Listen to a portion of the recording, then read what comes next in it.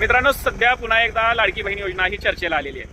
ज्या वेळेला लाडकी बहीण योजना सुरू झाली होती त्यावेळेला महाराष्ट्रातील 2 कोटीपेक्षा जास्त महिलांना दरमहा 1500 रुपये मिळत होते आणि त्यावेळेला कोणताच निकष नव्हता. सरसकट सर्व महिलांना त्यांनी 1500 रुपये वाटपाचा कार्यक्रम चालू केला होता, कारण त्यावेळेला निवडणुका तोंडावर होत्या आणि निवडणुकीमध्ये ह्या लाडक्या बहीण योजनेचा परिणाम स्पष्टपणे दिसला आणि महायुतीला जबर मोठा विजय मिळाला आणि विरोधकांना सभागृहामध्ये विरोधी पक्ष नेता उभा करता आला नाही, एवढी त्यांची संख्या कमी झाली. पण सध्याच्या परिस्थितीमध्ये काहीतरी बदल दिसतोय. ज्या वेळेला निवडणुका झाल्या, निवडणुकीचा निकाल लागला, त्याच्यानंतर वेगवेगळे निकष लाडक्या बहिणीवर लागू झाले आणि त्या निकषामध्ये 26 लाख महिलांची नावं कापण्यात आली, म्हणजे वगळण्यात आली. आणि आता सध्या EKYC आणि अजून इतर निकष लावण्यात आले आणि त्या निकषांच्या जोरावर जवळजवळ 80 लाख महिलांची नावं लाभार्थीच्या यादीतून काढण्यात आली. आता संख्या जवळपास 2,48,00,000 घसरून 2,68,00,000 येऊन बसलेली आहे.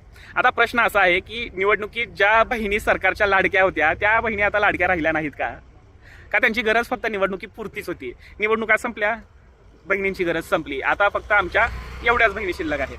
खरं तर हे होणार हे सगळ्या जगाला माहित होतं, सगळ्यांनाच माहित होतं, कारण 2,48,00,000 महिलांना दरमहा 1500 रुपये देणं हे सरकारी तिजोरीवर एक सगळ्यात मोठा बोजा आहे. म्हणजे तो बोजा दरमहा 3,700 कोटीचा आणि वार्षिक जर पाहायला गेलात तर 44,000 कोटी म्हणजे सरकारी तिजोरीवर बोजा होता आणि ते लाडक्या भावाकडनं वसूल केले जात होते वेगवेगळ्या माध्यमातून. ते टॅक्स असतील वेगवेगळेच, ते सांगत बसायला वेळ पुरणार नाही. आता कालांतरानं लाभार्थ्यांची संख्या कमी केली जाईल किंवा कमी होणार ह्याची शक्यता सर्वांनीच सांगितली होती आणि सर्वांनाच माहिती होतं. पण आता माझ्या मते खरी चिंता ही वेगळी आहे. ज्या घरामध्ये सोयी सुविधा आहेत त्या घरामध्ये कागदोपत्रांची जी यादी आहे किंवा कागदपत्र व्यवस्थित सांभाळले जातात त्या घरातल्या महिला याचा फायदा घेऊ शकतात.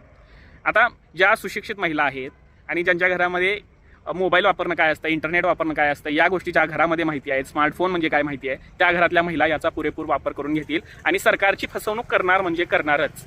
पण त्याच्या विरुद्ध ज्या महिलांना खऱ्या अर्थानं याची गरज आहे, या 1500 रुपयाची गरज आहे, ज्यांना स्वतःची कागद सांभाळता येत नाहीत, ज्यांच्याकडे स्मार्टफोन नसतो, इंटरनेट नसतं, योग्य मार्गदर्शन नसतं, त्यांचं काय, त्या महिला पुन्हा वंचित राहतील. आणि EKYC तर त्यांना दूरची गोष्ट आहे, त्यांना स्वतःचा आधार कार्ड सांभाळता येत नाही, ज्या महिलांना खरीच गरज आहे, त्या महिला या योजनेपासून वंचित राहतील.